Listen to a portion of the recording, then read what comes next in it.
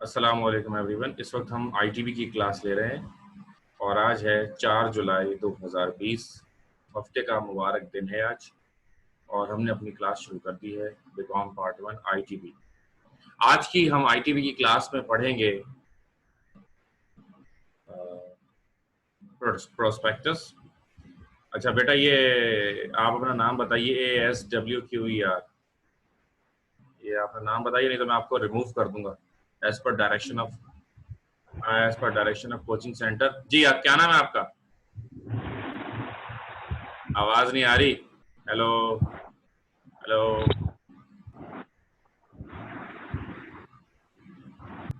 कोई आवाज नहीं आ रही। चले, उबैदा आप देखिए जरा ये कौन है। उबैदा भी हमारे साथ मौजूद है। ठीक है, मैं बस अपनी क्लास शुरू करता हूँ। अच्छा, इसमें हमने कहाँ तक पढ़ लिया था, जरा किसी को याद है? कोई बताए? The copy of prospectus has been submitted to the register. Essential of prospectus I guess हम पढ़ रहे थे, ऐसा ही जी। बताइए। आई थिंक हम एसेंशियल्स ऑफ प्रोस्पेक्टस पढ़ रहे थे।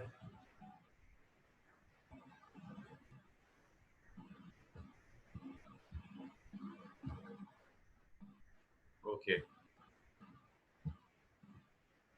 A copy of prospectus should be provided with the forms for purchasing shares।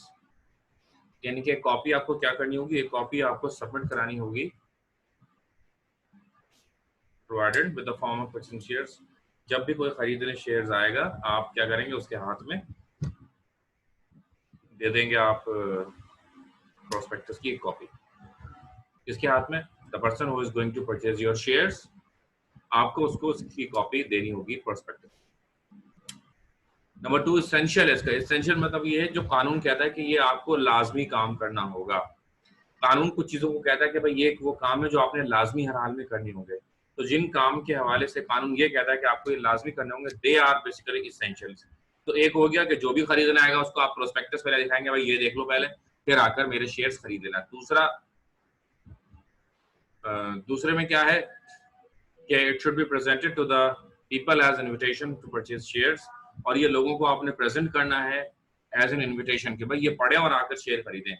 और उसमें सारी बातें प्रोस्पेक्टस में क्या लिखी हुई होनी चाहिए, सारी बातें प्रोस्पेक्टस में सच लिखी हुई होनी चाहिए कि अगर आपका प्रोस्पेक्टस खरीद कर उसका माइंड बने तो जो whatever is being written in the prospectus, जो कुछ उसमें लिखा हुआ है वो सब का सब सच होना चाहिए। ऐसा ना हो उसके अंदर आप झूठ झूठ लिख दें और वो आकर प्रोस्पेक्टस में झूठ देखकर आकर वो शेयर खरीद ले, और जब वो आए तो उसको लगे नहीं यार इसमें तो झूठ लिखा हुआ था। तो वो जो है ना कहानी खराब हो जाती है। अमूमन जो लोग शेयर्स खरीदते हैं, एक आम जो आदमी होता है गरीब सा, तो वो उसको इतनी पता नहीं होती, नॉलेज नहीं होती, और वो शेयर्स की तरफ जाता भी नहीं है। हर बंदे का काम शेयर्स खरीदना नहीं है। शेयर्स खरीदने के लिए पहले ही आपको कुछ नॉलेज होना जरूरी है। तो the person who is going to purchase shares, पहले ही उसको अच्छा खासा जो है वो पता होता है जब वो शेयर्स खरीदता है। ठीक है जी। Well, a copy of prospectus should also be provided with the forms for purchasing shares हो गया। Prospectus should be signed with date by the directors or persons who have been authorized by the company to sign, by the company मिलता है यहाँ पे, by the company to sign। यानी prospectus जो है वो साइन करेंगे सारे डायरेक्टर्स, अपना सिग्नेचर भी होगा, अपना नाम भी होगा और डेट के साथ साइन करेंगे। अच्छा, किसी भी प्रोस्पेक्टस पर जब कोई डायरेक्टर साइन करता है तो उसका क्या मतलब होता है? किसी भी प्रोस्पेक्टस पर जब कोई डायरेक्टर साइन करता है तो उसका ये मतलब होता है कि भैया मैंने ये पढ़ लिया, ठीक है ना, और इसमें जो कुछ लिखा हुआ है, मेरी being as a director of the company, मेरी नॉलेज के मुताबिक ये तमाम बातें जो इसमें लिखी हुई हैं ये बिल्कुल सही लिखी हुई हैं, ठीक है ना। जी मिनहा, बिल्कुल ऐसा ही है, पर एक एक करके डिस्कस करते हैं। अच्छा, ये किस आएंगे नीचे, अभी कंटेंट्स थे वो। तो जब डायरेक्टर साइन करेगा तो क्या होगा, उस डायरेक्टर की जिम्मेदारी हो जाएगी कि भाई मैंने क्योंकि सिग्नेचर किए तो इसमें कोई बात झूठ नहीं होनी चाहिए। अगर कोई भी कल को बात झूठ निकलती है तो सबसे पहले किसको पकड़ा जाएगा? सबसे पहले उन डायरेक्टर्स को पकड़ा जाएगा जिन्होंने उस पे साइन किया होगा कि हाँ भाई ये बात झूठ लिखी हुई है, हाँ जी झूठ लिखी हुई है, आपने क्यों साइन किया था, मुर्गा बन जाओ आगे। आ रही है समझ में? उन पे जुर्माने भी लगते हैं और उनको भारी सजाएं दी जाती हैं, उनको जेल भी भेजा जाता है।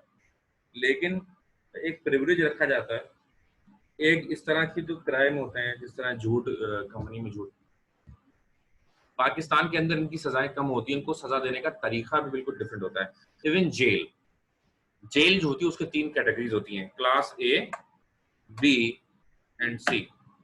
वैसे तो हम कहते हैं कानून सबके लिए बराबर होना चाहिए और ऐसी बकवास बहुत आपको सुनने को मिलेगी, लेकिन हकीकत दरअसल ये है कि हमारे यहाँ जो जेल जो मुजरिम होते हैं उनके लिए सबके लिए जेल भी सेम नहीं होती, बल्कि 3 कैटेगरीज होती हैं। एक कैटेगरी जो होती है वो सियासतदानों के लिए होती है, ठीक है, उसमें सियासतदान होते हैं। वो जेल कौन सी होती है? It is basically just like bedroom, 5 star bedroom, उनके लिए वैसी जेल होती है। मतलब बेहतरीन आलीशान बेड, एसी, टीवी, कूलर, बावर्ची, ड्राइवर, ड्राइवर नहीं माली, मतलब सारे नौकर चाकर होंगे, बस एक कैद होंगे अंदर ही अंदर, बाहर नहीं निकल सकते। ऑन द रिकॉर्ड ये कि वो बाहर नहीं निकल सकते, ऑफ द रिकॉर्ड ये कि रात में आप आज चले जाए, सुबह 6 बजे से पहले पहले वापसी आ जाए। अच्छा जी, ये जेल ए होती है। दूसरी जेल कौन सी होती है? बी क्लास जेल होती है, उसमें एसी नहीं होता और बाकी सब चीजें वही होती हैं, सिर्फ एसी नहीं होता। तो बगैर एसी की जो जेल होती है वो बी क्लास होती है। सी क्लास जेल जो होती है उसमें एक छोटा सा कमरा होता है, बाथरूम भी उसी के अंदर होता है और बस इतनी जगह होती है कि खड़े हो जाओ बैठ जाओ, बस उससे अलावा जेल लेट जाओ। इतनी मतलब 10 बंदे अगर एक साथ लेट जाए तो वो जेल खत्म हो जाती है और उसमें 10 ही बंदे होते हैं, मतलब इतने करीब करीब एक दूसरे के पड़े होते हैं। वो सी क्लास बेसिकली जेल होती है। गरीबों की जेल वो होती है, अमीरों की जेल अलग होती है, जैसा कि मैंने बताया। तो ये डायरेक्टर्स अगर कोई क्राइम करते तो उनको ए क्लास तो नहीं, बी क्लास जेल में कम से कम उनको जगह मिल जाती है। अच्छा जी, इसी तरह बैंक वाले जो कोई भी अगर कोई 2 नंबरी कर देते हैं बैंक वाले, तो बैंक वालों को भी बी क्लास जेल में भेजा जाता है। बैंक वाले भी बी क्लास जेल में जाते हैं। मैंने देखे बहुत सारे बैंकर्स जो जिनको जेल भेजा गया और उनको बी क्लास में मैंने देखा कि उनको रखा गया। B class is not bad, although अस्तगफुरुल्लाह, अल्लाह बचाए हमें आप सबको class A B C D से, जेल से बचाए। लेकिन C is very dangerous jail, C is the real jail basically. A और बी तो बस एवं ही होती है, एक कैद होती कहाँ बाहर नहीं जा सकती। वैसे भी आजकल भी तो लॉकडाउन लगा है, हम तो खुद नहीं बाहर जाना चाहते हैं आजकल। अच्छा जी, नंबर 4, प्रेयर टू प्रिंटिंग। अभी प्रोस्पेक्टस प्रिंट नहीं हुआ है, यानी कि प्रिंटिंग से पहले the draft of the prospectus should be submitted for approval in the office of the registrar of the company. Draft को प्रिंट कराने से पहले, ड्राफ्ट को प्रिंट कराने से पहले जो प्रोस्पेक्टस होता है should be submitted for the approval in the office of the registrar of the companies, कि उसको लाजमी सबमिट करना होगा to the registrar of the company. एक रजिस्ट्रार होता है कंपनीज का, उसको इसको सबमिट करना होगा। रजिस्ट्रार गवर्नमेंट का बंदा होता है। अब वो गवर्नमेंट का बंदा इसको पढ़ेगा, इसको समझेगा, इसके बारे में अपनी राय देगा, इसमें जो बातें लिखी हुई हैं वो सही है या नहीं, उसके बारे में रिमार्क्स देगा और वो फिर रिमार्क्स जो है वो क्या हो जाएंगे, जाकर सबमिट हो जाएंगे। सही। अच्छा, इसके बाद कंटेंट्स ऑफ प्रोस्पेक्टस। अब आ गए उन कंटेंट्स पर जो मैंने आपको लिखवाया। वैसे मैंने ये भी दिए होंगे, एसेंशियल भी शायद दिए ही होंगे। The following should be incorporated in the prospectus of the public limited company, ठीक है ना। कंटेंट्स क्या होते हैं कि ये एसेंशियल्स वो थे जो कानूनी कार्रवाइयां हैं प्रोस्पेक्टस के हवाले से, और वो कानूनी कार्रवाइयां आपको हर हाल में क्या करनी है जी, पूरी करनी। अब जो हम बात करने जा रहे हैं ये कंटेंट्स हैं, ये कंटेंट्स उसका लाजमी हिस्सा होते हैं और जो भी कंटेंट्स हम इसमें पढ़ेंगे वो सारे आपको उसमें बयान करने होते हैं। सही। Okay, number 1, complete particulars and the conditions of the appointment of directors of the company, यानी कंप्लीट उनके पर्टिकुलर्स होंगे, उनका नाम, वालिद का नाम, शनाख्ती card number, address and qualification, date of birth, ठीक है ना, मतलब इस तरह की जो जैसे just like a CV curriculum बताया जो होता है, कहाँ से पढ़ा, क्या तजुर्बा रखते हैं, ठीक है जी, ऑब्जेक्टिव्स, हॉबीज, ब्ला ब्ला ब्ला, कहाँ कहाँ के विजिट्स किए हुए हैं, मिसाल तो कौन कौन से मुल्क जा चुके हैं, कहाँ कहाँ की नेशनैलिटी उनके पास, ये तमाम चीज़ें उसके अंदर पर्टिकुलर्स उनके लिखी हुई होती हैं। इसके बाद ये लिखा हुआ होगा जी कि भाई उनको किन कंडीशंस पर अपॉइंट किया गया, कितने वक्त के लिए किया गया, कैसे उनका अपॉइंटमेंट किया गया, किसकी रिकमेंडेशन पे किया गया, इस तरह की तमाम बातें तमाम directors, board of director, MD, managing director के बारे में, सब के बारे में लिखी हुई होनी चाहिए। एक बोर्ड ऑफ डायरेक्टर के लिए कितनी तालीम जरूरी है? Simple BA, simple BCom, BBA, ये मिनिमम रिक्वायरमेंट है। एनी काइंड ऑफ बैचलर अगर उसने किया हुआ है तो वो किसी भी कंपनी का, किसी भी बैंक का बोर्ड ऑफ डायरेक्टर लग सकता है। अभी रिसेंटली कराची, सॉरी पाकिस्तान के अंदर इस्लामाबाद में, जो कि हेड ऑफिस इस्लामाबाद में है कुछ सरकारी इदारों के, वहां पर बोर्ड ऑफ डायरेक्टर्स हायर किए, तो 2 बोर्ड ऑफ डायरेक्टर्स जो हैं उनकी मेरे पास जो लास्ट उनकी डिग्री थी वो मेरे पास वेरिफिकेशन के लिए आई। तो वो डिग्री मेरे पास वेरिफिकेशन के लिए आई तो मैंने जब देखा तो मैं दंग रह गया, और मैंने कहा कि यार देखो किस तरीके से इंसान के जो ताल्लुकात होते हैं, पर्ची जिसे कहा जाता है हमारे नॉर्मल जबान में, कितनी काम आती है। उसने सिंपल बीकॉम किया हुआ था, आप जैसे बीकॉम कर रहे हैं, सिंपल उसने बीकॉम किया था, और now he is the board of director of a bank. एक बैंक का बोर्ड ऑफ डायरेक्टर कितना? बीकॉम। उसी बैंक का कैशियर कितना? MBA, MA, masters, cashier. बेटा वही बीकॉम जो मास्टर्स कैशियर लगा रहे हो यार, बोर्ड ऑफ डायरेक्टर तुमने बीकॉम को बना दिया है। मतलब ठीक है, बीकॉम वाला भी बड़ा पढ़ा लिखा होता है, इसका कोई शक नहीं है, बड़ी मेहनत से बीकॉम होता है, मजाक नहीं है बीकॉम भी। लेकिन यार वो जो एमफिल और पीएचडी करके बैठे हैं यार, वो मतलब क्या कहे, कहाँ जाके अपना सर मारेंगे। तो हुआ क्यों? ये हुआ वन एंड ओनली पर्ची, पर्ची की वजह से ये हुआ। तो मेरे पास वो डिग्री आई, मैं गया, फिर वो कराची यूनिवर्सिटी गया था अभी, फिर एक और था वो एनडी से, उसने बी किया था, बैचलर ऑफ इंजीनियरिंग करके वो बैंक का बोर्ड ऑफ डायरेक्टर लग गया वो भी। वाह भाई वाह, एक इंजीनियरिंग का बंदे का क्या काम है भाई, बोर्ड ऑफ डायरेक्टर उसको क्यों लगा दिया, क्या वो बैंक के बारे में फैसले करेगा? क्योंकि वो गवर्नमेंट बैंक था जिसमें उसका अपॉइंटमेंट हो, तो हो गया, ऊपर से आ गया फोन, हाँ भाई फला को लगा दो। अब भले से वो इंटर हो, मैट्रिक हो, what ever be the education, लेकिन अगर किसी के लिए कॉल आ गया तो खैर हो जाता, ठीक है ना। तो ये सब चीजें लिखी होती, किसके रेफरेंस है, ये बाहर लिखा हुआ होता है। Number 2, the name of the person from whom the premises property has been purchased with the date of purchase। अब जाहिर है कंपनी कहाँ बनेगी? जमीन पर। जमीन पे कहाँ बनेगी? प्लॉट पर।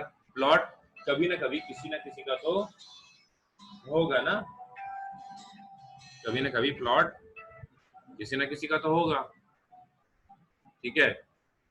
अच्छा, अब जिसका भी वो प्लॉट है, ठीक है, तानिया सईद बेटा अपना रजिस्टर नंबर जरूर लिखेगा। अच्छा, जिसका भी वो प्लॉट है बेसिकली, तो अब उससे खरीदेंगे आप या किराए पर लेंगे? खरीद रहे हैं उसके डॉक्यूमेंट, और पर किराए पर ले रहे हैं उसके भी डॉक्यूमेंट। ये सारे के सारे आपने क्या करने होंगे? ये सारे के सारे आपने देने होंगे, ठीक है जी। और इससे ये होता है कि हेल्प हो जाती है बहुत ज़्यादा। और कहाँ से खरीदा, कहाँ से प्रॉपर्टी आई, कोई 2 नंबरी तो नहीं है। ऐसा तो नहीं है कोई दूसरे मुल्क के बंदे हमारे मुल्क में आकर इन्वेस्टमेंट कर रहे हों, अपना जाल बिछा रहे हों। क्योंकि देखें, अगर इसकी तारीख उठाएं हम, हिस्ट्री अगर हम उठाएं,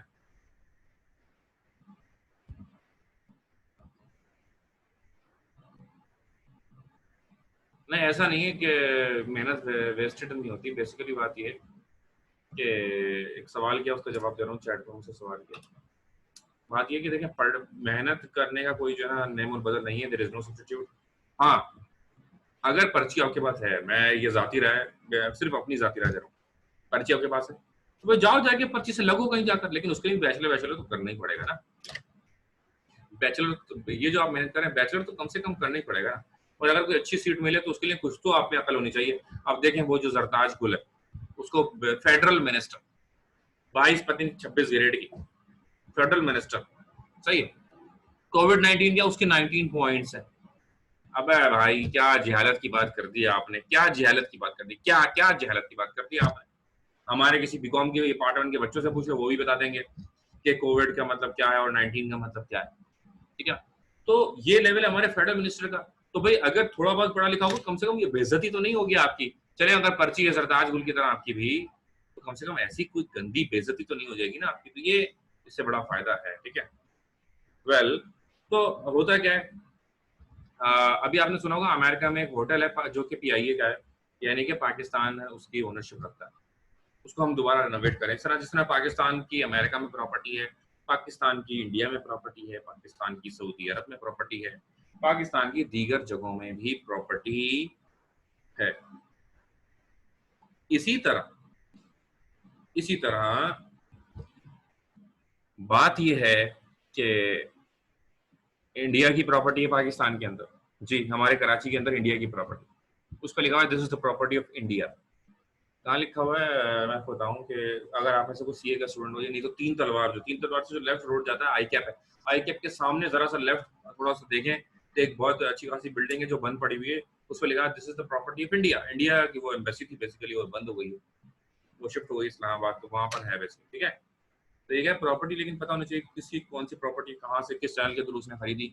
ऐसा तो नहीं है कि कोई जिस तरह ईस्ट इंडिया कंपनी ने आकर पूरे बरसगीर में जो कई सैकड़ों सालों से मुसलमानों की हुकूमत थी बरसगीर में, वो खत्म करके और अपनी हुकूमत कायम कर ली थी।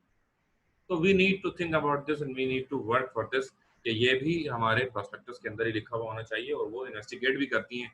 एफआईए समेत बहुत सारी ऐसी कंपनीज हैं, बहुत सारी ऐसे इदारे हैं, कानून नाफिज करने वाले इदारे, जो उन चीज़ों को बाकायदा तौर पर लुक आफ्टर भी करते हैं, देखते हैं, ठीक है। आगे बढ़ते हैं। All the provisions from the beginning to the end of the memorandum of association, यानी कि पूरा मेमोरेंडम भी आपको इसमें देना होगा, पूरा मेमोरेंडम। अब मेमोरेंडम जब आप देंगे तो मेमोरेंडम होता क्या है? मेमोरेंडम एक बहुत बड़ी डिटेल है, ठीक है ना, अच्छी खासी डिटेल आप मेमोरेंडम के जरिए अपनी दे देते हैं, और मेमोरेंडम के जरिए जो आप डिटेल देंगे उससे भी बड़ा आपको बेनिफिट भी होगा। बेनिफिट ये कह सकते हैं कि ये हो जाएगा कि सारी डिटेल्स आपके पास अवेलेबल होंगी और you can take decisions on that behalf, whatever जो भी आप डिसीजन लेना चाहें, ठीक है।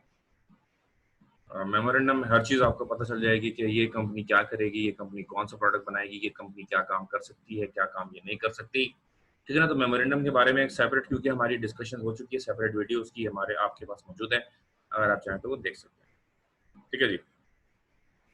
Expected amount of initial expenses, तो जब ये कंपनी शुरू होती है तो उस कंपनी में कितना इनिशियल एक्सपेंसेस है, ये भी आपको लिखना होगा प्रोस्पेक्टस के अंदर ही, कि भाई स्टार्टिंग में हम इतना खर्चा कर देंगे।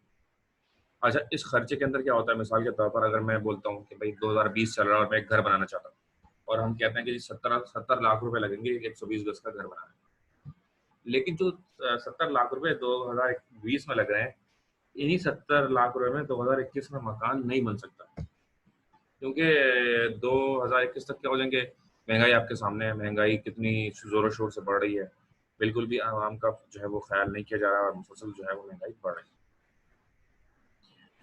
तो जाहिर है कि रेट बढ़ जाएंगे। तो इन चीज़ों का, इन्फ्लेशन का, यानी कि महंगाई का भी ख्याल रखते हुए फ्यूचर के बारे में आपको प्रोजेक्शन देनी होती है।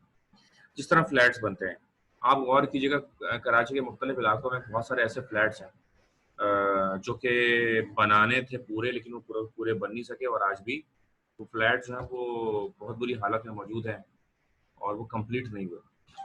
उसकी वजह wrong estimation and wrong projection थी, कि जो अंदाजे लगाए गए वो गलत अंदाजे लगाए गए, और गलत अंदाजे लगाने की वजह से पूरा सिलसिला ही उसका बिगड़ गया, अजीब व गरीब हो गया, सही है। तो ये चीज़ भी इसमें बताइए। अच्छा जी, तो कहाँ थे हम? नंबर 4, इनिशियल एक्सपेंसेस बिल्कुल तरीके से बताने होंगे, ऐसा नहीं कि बहुत ज़्यादा डबल हो जाए उससे ज़्यादा। अगर डबल उससे ज़्यादा हो जाते हैं तो फिर आपके ऊपर जो है वो गवर्नमेंट आकर आपसे पूछेगी कि यार तुम स्टार्ट में ही इतने पंगे कर रहे हो, स्टार्ट तुमसे हो नहीं रहा, सही आप प्रोजेक्शन नहीं कर पाए, तो what you are going to do in the future, आप फ्यूचर में फिर क्या करेंगे भैया? जाओ जाके कोई और मूंगफली बेचो, कोई सब्जी का ठेला लगा लो, तुम्हारे बस की कोई कंपनी चलाना नहीं। तो एफआईए के बहुत सारे इदारे, security and exchange commission of Pakistan, there are so many organizations which are working for the joint stock companies, क्योंकि जॉइंट स्टॉक कंपनीज में आवाम का पैसा होता है और अगर कोई भी दो नंबरी होती है तो आवाम के पैसे का नुकसान हो सकता है, तो इसलिए इसको अच्छी तरह से मॉनिटर किया जाता है. Number 5, if you have any query then you can unmute yourself, right? Number 6, number 5, the number of shares purchased by the promoters and the nature and the rights of the shareholders or the shareholder in profit of the company. ठीक है जी, कितने shares promoters ने खरीदे. Promoters कौन होते हैं? Promoters वो लोग होते हैं जो बेसिकली कंपनी को स्टार्ट करते हैं. The people who are just started the business, वो लोग जिन्होंने कारोबार क्या किया, वो लोग जिन्होंने कारोबार स्टार्ट किया. तो जिन लोगों ने कारोबार स्टार्ट किया था वो प्रोमोटर्स कहलाते हैं. बिल्कुल जो शुरू के लोग होते हैं, इन्वेस्टर्स भी उनको कह सकते हैं. तो उन्होंने खुद कितने शेयर्स खरीदे और कितने शेयर्स उन्होंने आवाम में दे दिए.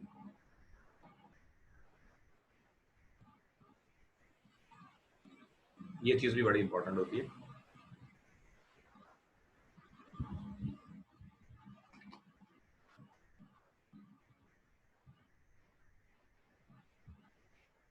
ओके, उससे ये अंदाजा होता है कि अगर हमें ये पता होता है कि प्रोमोटर्स ने कितने पैसे इन्वेस्ट किए हैं और कितना बेसिकली उन्होंने किया इन्वेस्टमेंट और किस तरीके से वो काम कर रहे हैं, क्यों उनके कंट्रोल में कंपनी रहेगी, जस्टिफिकेशन क्या है. कोई भी कंपनी अगर आप अपने कंट्रोल में रखना चाहते हैं तो उसकी जस्टिफिकेशन ये है कि कम से कम आपके पास जो शेयर्स होने चाहिए, the number of shares should be at least 51%. If you have 51% shares and the votes of 51% shareholders, then you can run and lead the company. Otherwise, there is no option for you to lead the company because you cannot, right? Okay. अच्छा जी, the number of shares purchased by the promoters and the nature of the rights. कितने percent भाई, जितना जब profit होगा let's suppose 1 lakh का, उसमें से कितना शेयर्स होल्डर्स को देंगे, ये तो बताएं, पता तो चले. और शेयर होल्डर्स को भी ये बात पहले से पता होनी चाहिए कि कितना प्रॉफिट होगा और उस प्रॉफिट के अंदर हमारा कितना हक होगा. जब उनको ये पता होगा तो it will help in to them to take decision whether के दे आर मतलब they are ready to get the certain percentage of profit. अच्छा जी, number 6, the name of the seller of the shares if there is any. अमूमन बहुत सारी companies ऐसा करती हैं कि वो अपने शेयर्स खुद नहीं बेचती, बल्कि वो अपने शेयर्स बिकवाती हैं. किसके जरिए? वो अपने शेयर्स बिकवाती हैं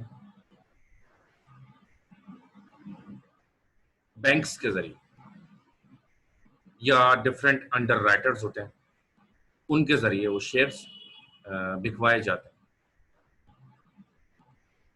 तो the name of the seller seller of the shares if any, यानी कौन बेचेगा आपके शेयर्स भैया, उस बंदे का नाम मेंशन करें, उस इदारे का नाम मेंशन. ठीक है था.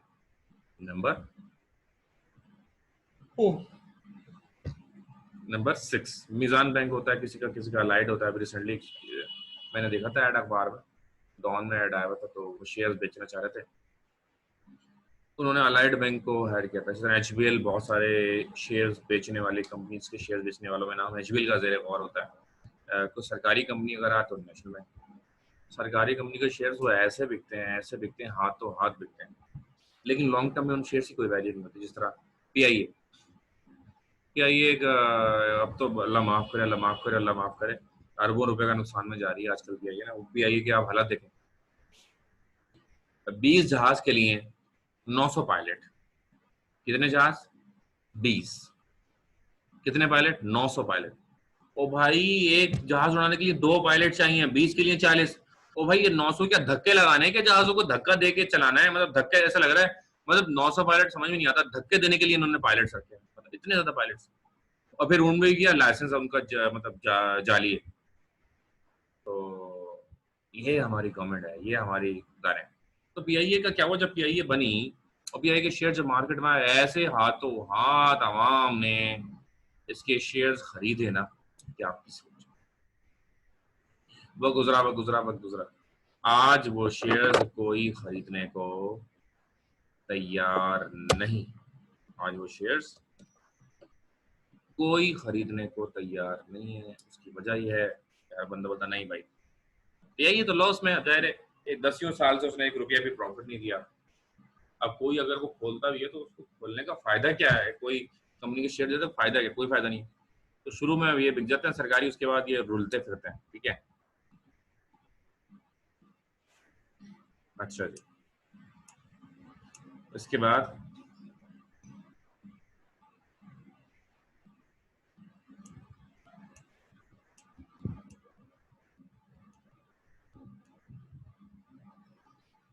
Number 7, the number of shares issued for the directors in accordance with the article of association and their qualification। अब होता है क्या है, डायरेक्टर किससे बनाया जाता है। डायरेक्टर बनने के लिए सबसे पहले पढ़ा लिखा होना जरूरी होता है। अगर आप पढ़े लिखे हैं, आपकी वो क्वालिफिकेशंस हैं, तो आपकी पढ़े लिखे होने और आपकी वो क्वालिफिकेशंस होने की वजह से डेफिनेटली आपको बना दिया जाएगा डायरेक्टर व्हाट्सएप। लेकिन अगर आपके शेयर्स भी हैं और अच्छे खासे अगर आपके शेयर्स हैं, तो आपके चांसेस क्या हो जाएंगे, आपके चांसेस बढ़ जाएंगे, ज्यादा आपके चांसेस हो जाएंगे। ठीक है जी, ओके, आगे बढ़ो।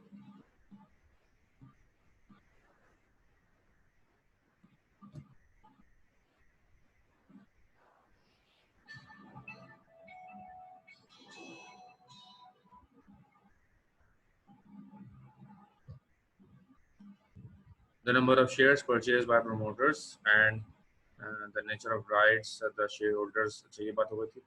फोन आ रहे हैं यार, बहुत ज्यादा तंग किया हुआ है यार लोगों ने मुझे। वेल, आगे बढ़ते हैं। The number of the shares issued for the directors in accordance with article of association and their qualification। इसकी बात मैंने कर दी ना, उनकी क्वालिफिकेशन क्या है और उनके कितने शेयर्स मिलने चाहिए और कितने हमने उनको दे दिए, ये चीज भी प्रोस्पेक्टस में लिखी हुई होती है। और ये क्या हो गया,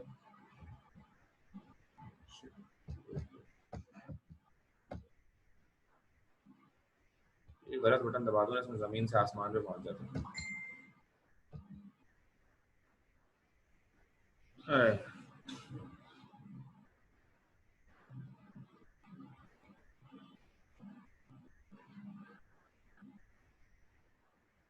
Number 8, Number 8, the amount to be paid or has been paid for the purchase of property or the goodwill। अब कितना अमाउंट हमने किस प्रॉपर्टी के अगेंस्ट पे किया है वो इसमें लिखा हुआ होना चाहिए। और दूसरा ये है कि गुडविल अगर आपने खरीदी, बहुत सारे इदारे गुडविल परचेज करके भी खरीदे चलते हैं। चाहे तावरीदी को हायर कर लिया, रॉयल्टी जो होती है इन लोगों की, इस पे भी बहुत सारे चल रहे होते हैं। तो अगर आपने गुडविल ली है या अगर आपने इस तरह से कोई अरेंजमेंट्स किए हैं, तो वो भी आपको लिखने होंगे, मेंशन करने होंगे। सही है जी, तो ये इसके अंदर आ गया। नंबर 8 कहता है कि the amount to be paid और has been paid for the purchase of property और द गुडविल। गुडविल खरीदी है, कितने में खरीदी है, कौन सी गुडविल खरीदी है वो लिखो। प्रॉपर्टी खरीदी है, कौन सी खरीदी है, कितने में खरीदी है वो लिखो। ठीक है जी। Number 9, the number of preference shares.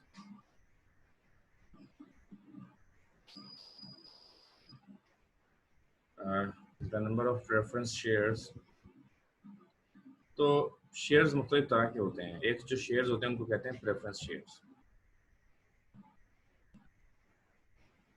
Personal नहीं, इदारे की जो प्रॉपर्टी होती है। अच्छा, प्रेफरेंस शेयर्स क्या होते हैं? Preference shares are totally different from ordinary shares. जो ऑर्डिनरी शेयर्स होते हैं उनमें और प्रेफरेंस शेयर में फ़र्क ये होता है कि अगर आपके पास प्रेफरेंस शेयर्स हैं तो प्रेफरेंस शेयर्स के अंदर आपको फिक्स प्रॉफिट मिलता है। ठीक है ना, मतलब जो भी आपको प्रॉफिट मिलेगा मंथली वो फिक्स हो जाएगा, चाहे कंपनी को प्रॉफिट हो चाहे कंपनी को लॉस हो, आपको उतना ही प्रॉफिट दिया जाएगा। लेकिन अगर हम बात करें हमारे ऑर्डिनरी शेयर्स की, तो उनका होता है प्रॉफिट के हिसाब से, जितना प्रॉफिट होगा उनके हिस्से का उनको दे दिया जाएगा, लॉस होगा उनके हिस्से का। वो तो आई थिंक डिबेंचर कहलाते हैं ना। नहीं, डिबेंचर इज समथिंग एल्स। एक प्रेफरेंस शेयर्स होता है, एक debenture is something else. Debenture भी अभी आपको बताते हैं, आएगा डिबेंचर का जिक्र तो फिर बता देंगे उसको, ठीक है। तो नंबर प्रेफरेंस शेयर्स ज्यादा इशू नहीं किए जाते। प्रेफरेंस शेयर्स नॉर्मली जब इशू किए जाते हैं जब प्रेफरेंस शेयर्स इशू करने की जरूरत हो, मतलब अगर पैसों की नीड है तभी प्रेफरेंस शेयर्स इशू की जाएंगे, क्योंकि ऑर्डिनरी शेयर्स बहुत होते हैं, पैसा तो ऑर्डिनरी शेयर्स के जरिए भी आ जाता है ना, ठीक है। अब प्रेफरेंस शेयर्स अगर आप इशू करते हैं लेट सपोज, तो उसमें क्या है, आपको प्रॉफिट लाजमी देना है, एक तरफ आपको प्रॉफिट लाजमी देना है, और लेट सपोज आपको प्रॉफिट होना हो जाए बंद, अगर आपको प्रॉफिट होना क्या हो जाए, बंद हो जाए, इधर आपको प्रॉफिट होना बंद हो गया, उधर जो है एक तरफ आपको प्रॉफिट होना बंद हो गया और दूसरी तरफ आप प्रेफरेंस शेयर में आप धमाधम प्रॉफिट दिए जा रहे हैं, तो क्या हो जाएगा, at the end of the day आप तो तबाह बर्बाद हो जाएंगे, सारा पैसा तो वो ले जाएगा प्रेफरेंस शेयर वाला। इसलिए ज्यादा प्रेफरेंस शेयर्स इशू नहीं किए जाते। सही है। अच्छा जी, इसके बाद if the issue of shares is in writing, the name of the writer and the conditions of contract. If the issue of shares is in writing, अगर issue of shares जो है वो writing में, the name of the writer and conditions of the contract. अगर आपने writing में shares दिए हैं तो अंडर राइटिंग में, तो name of the writers and condition of the contract, क्या भाई किसको दिए, किस एजेंट को दिए, यानी कि इसमें बात बेसिकली होती है एजेंट्स की, कितने एजेंट्स को आपने कितने शेयर्स दिए और एजेंट उन शेयर्स का क्या करेंगे, is there any role of the agent and is there any commission, क्या इस तरह की बातें किन कंडीशंस पर, किन शराइत पर उसे दिया गया, ये इसमें लिखा हुआ होना जरूरी है। Next is aims and objectives written in the article of association. तो जितने भी एम्स एंड ऑब्जेक्टिव्स आप आर्टिकल ऑफ एसोसिएशन में लिखते हैं वो सारे के सारे भी हमारे प्रोस्पेक्टस का हिस्सा होने चाहिए। अब जरा आप ये सोचिए कि जब इतनी सारी बातें एक प्रोस्पेक्टस में होंगी तो प्रोस्पेक्टस होगा कितना बड़ा, कितने उसमें पेजेस होंगे, कहाँ वो प्रोस्पेक्टस आप लेके जाएंगे, और फिर उस प्रोस्पेक्टस को पढ़ेगा कौन, who has enough time to read such a big amount of words। मुझे तो कोई लंबा व्हाट्सएप कर देना तो मैं तो उसको भी नहीं पढ़ता। अभी किसी स्टूडेंट ने मुझसे एक लंबी पूरी चौड़ी कहानी लिख के पूछा एक सवाल, मैंने उसको बोला भाई वॉइस नोट भेज दो वो सुन लूंगा, अब इतना कौन पढ़ेगा, वैसे ही हम तो ये देखें ना, अभी मेरे सामने फाइलें खुली हुई हैं और मेरे दोनों तरफ ऐसे किताबें भी रखी हुई हैं, लेकिन तो यार हमें पहले ही हम इतना किताबों में चिपड़े हुए इंसान हैं, और अगर आप हमें मजीद कुछ दे देंगे पढ़ने के लिए, ओके खैर। तो पॉइंट नंबर हमने बात की 12 की, अब हम बात करते हैं 13 की।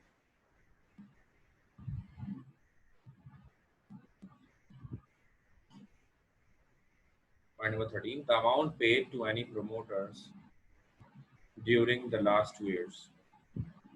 पिछले 2 साल में किस प्रोमोटर को आपने कितना पैसा दिया या वापस किया, वो भी इसमें लिखा हुआ होना चाहिए। जाहिर है अगर प्रोमोटर्स होंगे तो कल को वो पैसा भी ले सकते, और अगर वो पैसा लेते हैं तो आपने क्या करना होगा, वो सारा का सारा आपने उसमें लिखना होगा कि भाई इस बंदे को हमने इतना पैसा दिया है और इस वजह से दिया है, रीजंस भी लिखने होंगे उसके कि किस प्रोमोटर ने कितना पैसा पिछले 2 साल में निकाला है कंपनी से और उसका रीजन क्या था, और उसका किस रूल के तहत निकाला, किस कानून के तहत निकाला, और उसका अभी क्या रोल है, मतलब तमाम पूरे पैराज में पूरे मजमून लिखे होते हैं इन तमाम बातों के ऊपर, और इतनी डेप्थ में इतनी डिटेल्स में जाकर लिखे होते हैं, ठीक है ना। ओके, हर प्रोमोटर से कितने पैसे उसने कंपनी से निकाले, बाकी वो कोई भी धूम धड़क कर रहा है अपने घर में अपने दूसरे मामला, उससे हमारा कोई ताल्लुक नहीं है। सिर्फ कंपनी के अकाउंट से जो पैसे उसने निकाल लिए, कंपनी के कैपिटल से जो उसने पैसे निकाल लिए, हम सिर्फ उस पैसे की बात कर next, details of the procedure according to which every kind of share holder is to be paid. यानी कि अगर कल को कंपनी बंद होती है, कोई जरूरी नहीं कोई कंपनी हमेशा कायम और दायम रहे। ऑल्दो एक कंपनी का बंद होना बहुत ही मुश्किल होता है, कोई भी कंपनी आराम से इजीली बंद नहीं हो सकती। ये कोई भी कंपनी आराम से या इजीली बंद नहीं हो सकती। किसी भी कंपनी को बंद करने के लिए भी पूरा एक प्रोसेस है, पूरा रूल्स हैं, वो सारे रूल्स आपको फॉलो करने होंगे, पूरे प्रोसेस को आपको फॉलो करना होगा, तब जाकर वो कंपनी क्या हो सकती है, बंद हो सकती है।